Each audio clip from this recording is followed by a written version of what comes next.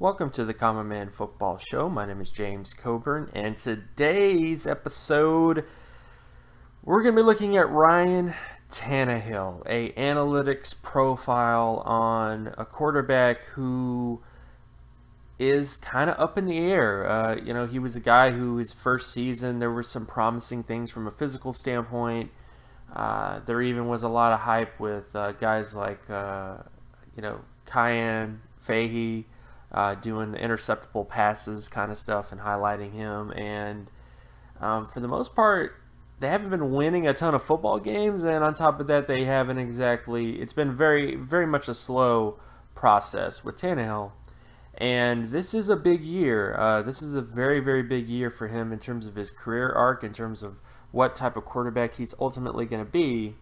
But I figured, you know what?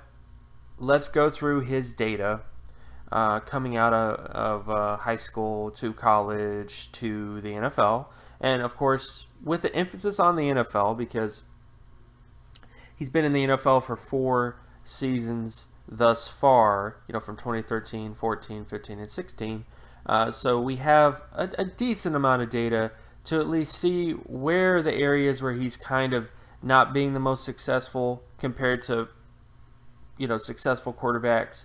And then ultimately what he needs to do this year to knock the label of him as sort of a middle average-ish kind of quarterback, or if he's always going to be just a average-ish quarterback to below average quarterback in some people's minds.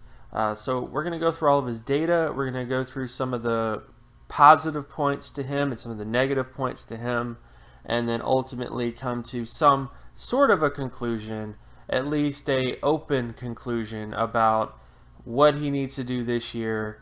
And if he doesn't do what he needs to do this year, what is that going to say about his overall career arc? Essentially, do the Miami Dolphins need to start looking for another quarterback soon?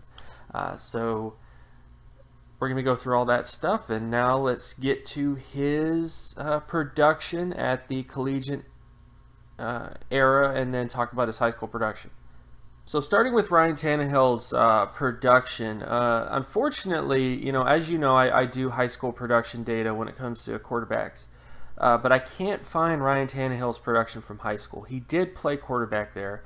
I do have data in terms of passing yardage he completed and rushing yardage he had in high school, but there isn't enough data. I've tried. I really, really tried to find his high school data from 2006 and 2007 when he was in high school, and I just wasn't able to find the two main things that I'm really interested in touchdown to interception ratio and completion percentage.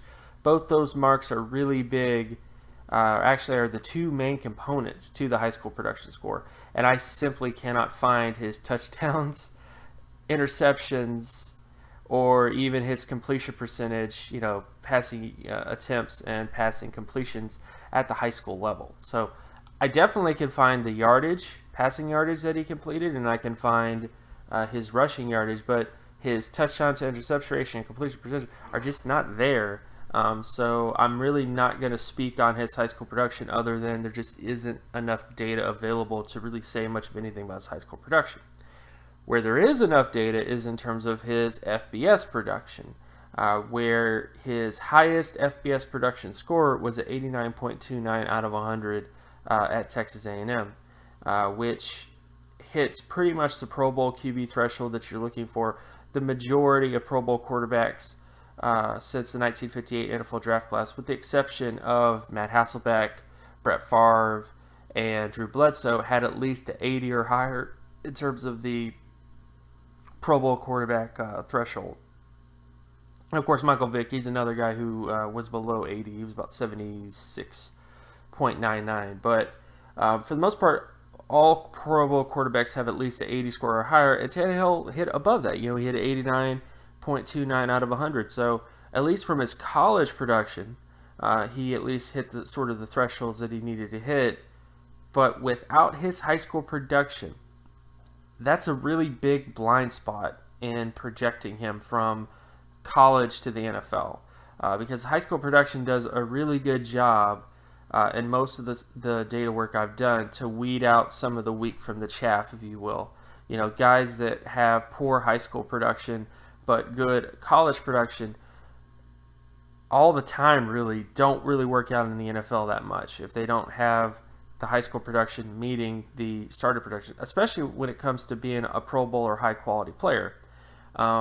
So what I can conclude from his college production is that he at least had the Pro Bowl, threshold. Like he at least hit that threshold. So there is that potential in the air. But without his high school production, I can't just say, oh, he's a Pro Bowl quarterback in the future, because that high school production is a big part of kind of filtering out quarterbacks to make better predictions on guys. So that's the only real issue with Tannehill, is that that sort of stuff is like that. With the only other issue being his age coming out. When he came out in the 2012 NFL draft class, he had a 23.72 age. That's how old he was. And since the 1958 NFL draft class, 100% of multiple All-Pro quarterbacks were at least 23.5 or less. So Tannehill was a little bit on the older side coming out of college. He was 24 years old in the 2012 season as well. In terms of his first season, he was a little older as well. So at least he turned 24 during that season. So there's there's some issues here, obviously, with his profile. He's not exactly a guy who came out exceptionally young, and he's also a guy who has some question marks in terms of high school production. But ultimately, what did he do at the NFL level? Because again, most of the time when it comes to data, the NFL really is that's where did the prediction come true? Did it not come true? That is the ultimate decider. And I think that's the next sort of phase, is to look at what his NFL production has been and what that may say about him in terms of long-term success, since that's the best that's the best sort of thing to look at in terms of is he doing good or is he not doing good, is his NFL production. And when it comes to his NFL production, it hasn't really been that great overall. He's never really had a season where he had above average stats across the board, with the exception of 2015. And he also hasn't exactly been the winningest quarterback ever either.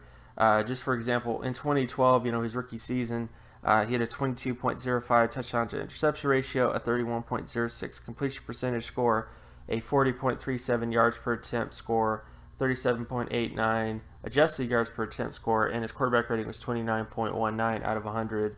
2013, as you can see here, he got a little bit better, and of course the win percentile went up a bit. They were about an average team when it came to wins in 2013. 2014 was the first year he actually saw a bump in his production. Had a 77.02 touchdown to interception ratio score compared to his peers, an 89.44 completion percentage score, which is by far his highest marks in his career has been in completion percentage, a 45.34 yards per attempt score, 59.01 adjusted yards per attempt score, and a 74.53 quarterback rating. His best quarterback rating year was 2014, data-wise. And then in 2015, he kind of regressed a little bit. He had above average stats across the board, but it didn't really help in the win column. They were kind of, that was kind of a losing football year in 2015. And his stats did regress hard that year. Got better in terms of touchdown to interception ratio. At least that was one of his above average years in terms of touchdown to interceptions. But still were just kind of in terms of wins. And then in 2016, he had about an average touchdown to interception ratio, really high completion percentage. His yards per attempt increased. His adjusted yards per attempt was the highest with the 68.54 out of 100. And it was his second best quarterback rating year compared to his peers of the 72.59 out of 100. And of course, that was the best season for him in terms of wins. But ultimately, we have to look at, people talk a lot about quarterback stats, of course. But what do these quarterback stats say about them compared to other quarterbacks? And that's where we're going to get to the averages for quarterbacks. So quarterbacks who have a 50 percentile win, which basically means they go 500. What were the averages in terms of stats for those quarterbacks? Looking at 80 percentile or higher in terms of wins, what the averages were in terms of those quarterbacks, which 80 percentile or higher is basically like teams that have 10 wins, 11 wins, that sort of thing, just to put that into perspective in terms of win percentile. And then ultimately 90 percentile or higher, which these are teams that are winning their division. These are 12 wins, 13 wins, 14 wins, teams like that. Look what the averages in terms of stats, what their averages were, and compare that to Tannehill. And when you compare that to Tannehill,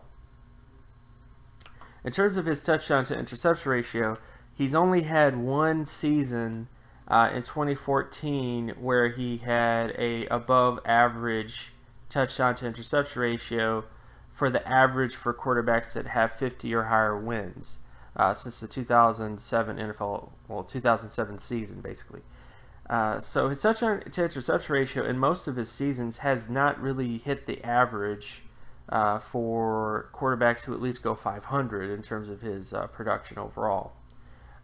Then when you get to his completion percentage, which is by far his highest mark, it's been his completion percentage, he has had above average completion percentage. When it comes to the average for 90 or higher wins, 80 or higher percentile wins, and 50 or higher wins, again, 90 or higher wins is basically teams that win 14, 15 games. He's been above average. That's by far been his best statistic in the NFL in terms of being above average, has been his completion percentage, with 89.44 and 89.10 in 2016. And that's been his best sort of stat.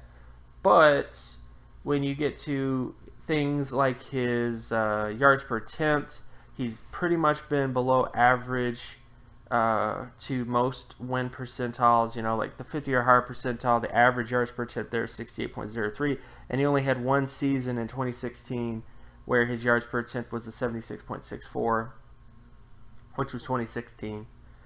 And what hurts him even more is his adjusted yards per attempt has actually been pretty, for his entire career. He's never really gotten above. He never really hit the average adjusted yards per attempt for quarterbacks who win 50 or higher percentile wins, 80 or higher percentile wins, or 90 percentile wins in his entire career.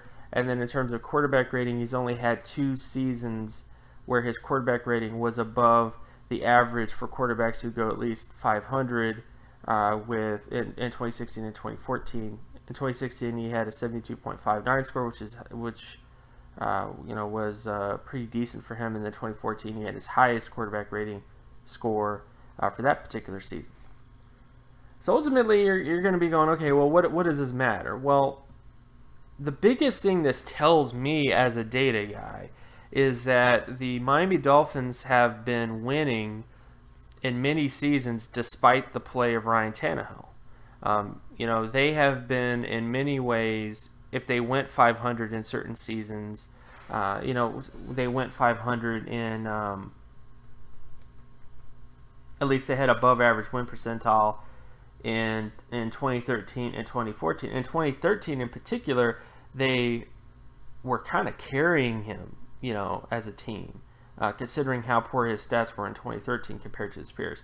In 2014, he was, he had some really good things in terms of completion percentage, but he wasn't exactly great across the board in terms of his team. And then in 2016, even though he had really good completion percentage and his yards per attempt went up and his adjusted yards per attempt went up, his touchdown to interception ratio was still average for that particular year, which isn't really cutting it when it comes to wins either. And again, when you look at these averages in terms of 50 or higher wins, or 80 or higher wins, or 90 or higher wins, what you're trying to do is you're trying to get guys who are, winning, kind of placing higher in these particular statistics, or at least averaging these particular statistics, because if you at least place average, you're probably going to end up with average wins or above average wins if you perform really high in this. And that's the main sort of issue with Ryan Tannehill is some of his statistics have just not been, especially in terms of adjusted yards per attempt. He's never hit the average in his entire career for 50 percentile wins, for the most part in his entire career, which just basically means that, he's been kind of an average to below average quarterback in terms of statistics and hasn't really been doing the best to really carry the team. And I know what some of you guys are going to say. Some of you guys are going to say, well, his team hasn't really been that great around him, or the talent hasn't been very good. And I'm not denying that the talent at Miami probably hasn't been the best. What I do know is you had a Pro Bowl wide receiver for 2 years, Jarvis Landry. You drafted Devontae Parker, who had lots of good statistics. Of course, he had some injuries and stuff, but you drafted a lot of different things to put around him. And in this year in particular, as Ryan Tannehill has even said to himself, to the media, that this is the most talented wide receiver core he's ever had. And so far, the talent of his wide receivers, the talent around him, whenever he has an above average season when it comes to yards per attempt or, just performing really well in terms of completion percentage, those were years where he had really great wide receivers around him. So is Ryan Tannehill making the team better, or is his wide receivers making the team better? You understand what I'm saying? Because again, the difference based on statistics, the difference between teams that have a quarterback like Tom Brady is that even when Tom Brady had a bunch of no-name wide receivers, like even the years when Tom Brady didn't have Wes Welker and didn't have Randy Moss and didn't have these other sort of guys, he still was an above-average quarterback. He still was at least average in terms of 80 or higher wins or 90 or higher wins in terms of statistics, despite the fact that he didn't have the best wide receiver talent.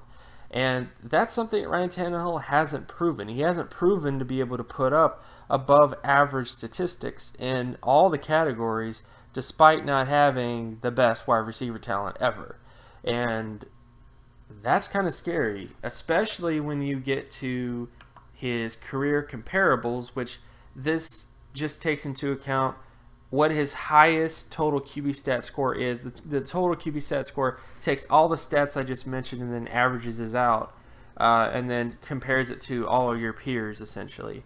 And the highest total QB stat score Ryan Tannehill has had in his career is 2014 with a 68.14 out of 100. And his career average total QB stat score is a 45.07. And based on a good chunk of quarterbacks since 1958, well, actually 1946, actually, in terms of the NFL.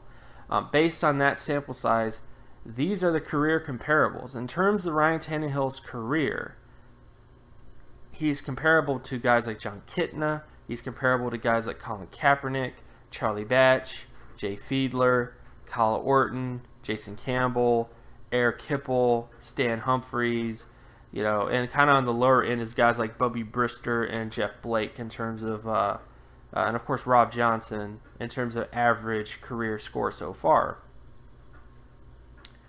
which is not good. His career average in terms of his statistics has not been that great. His highest total QB stat score has not exactly been that amazing either. And this is a big year. This is a huge year because, as Ryan Tannehill said himself, this is the most talented wide receiver core he's ever had. And if he doesn't start to creep most of his statistics up when it comes to touchdown to interception ratio, completion percentage, if he doesn't start hitting at least the averages for teams that win 50 or higher, 80 or higher, or 90 or higher win percentile, then I'm not quite sure what the future really holds for him in Miami. He's been in the NFL since 2012. Excuse me. He has definitely had tons of experience. He's a veteran now, and it's either prove to everyone that you can perform, like even a Matt Ryan. Matt Ryan definitely had some bad years, but he also had years where he was performing like a 90 or higher percentile winner, and in those in those years in particular, he won tons of wins in those particular years. Tannehill just hasn't done that in his entire career up to this point. So it's really now or never for Ryan Tannehill. Either he performs like a multiple Pro Bowl quarterback performs, like a All-Pro quarterback performs, like either he puts up the statistics of a quarterback that's going to win multiple games, or he doesn't, and the Miami Dolphins continue to be a team that just, kind of waves around at 500, or maybe they win 10 wins one year by just having a great team around them. But that is the basic sort of data dilemma with Ryan Tannehill, is his statistics have not been where they need to be in terms of winning games consistently. And over time, things kind of even out, so he either proves it this year that he can actually put up stats like a Matt Ryan, stats like a Tom Brady, stats like a Drew Brees, or he doesn't, and he just kind of ends up like all these names I just mentioned. Ends up like a John Kitna, ends up like a Charlie Batch, ends up like a Jay Fiedler, ends up like a Kyle Orton.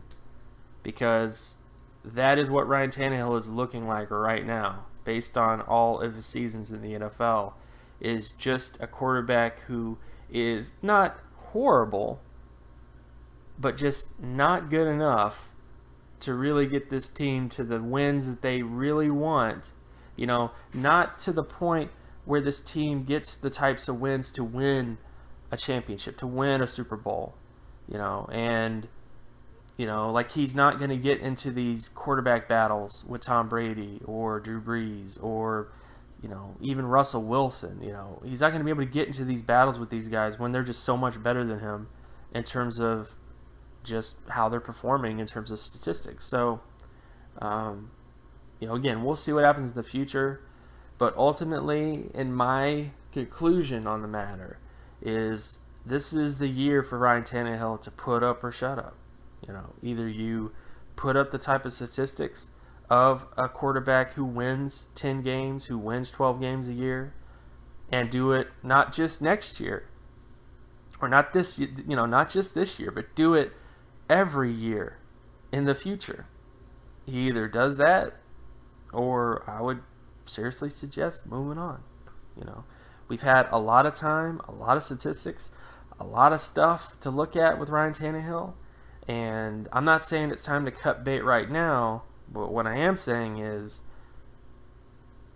if this year he cannot put up the type of season statistically that he should put up as a above average quarterback in the NFL, as a quarterback that's going to win you multiple games regardless of the talent that's around him, then I would suggest you move on. So again, my name is James Cobern. You can follow my work at draftcoburn.wordpress.com. You can also follow me on Twitter at Geometrics. And if you like this content and you want more content like this, be sure to leave a like and subscribe. And let me know. Give me the Ryan Tannehill hate if it exists. Leave a comment below. Do you think that the Miami Dolphins should cut bait from Ryan Tannehill if he doesn't have the type of season that he needs to have this year? Because it's just something that's always crossed my mind since he's been there. And people keep giving him excuses, keep giving him benefit of the doubt. But eventually, you just have an epiphany and you just go, you know what, we need to move on. And I'm not quite sure if that's going to be this year, but if he doesn't perform like he needs to perform, then that definitely needs to be the case. So, share this video. Leave a like as well, and I will talk to you guys in the next video. Peace.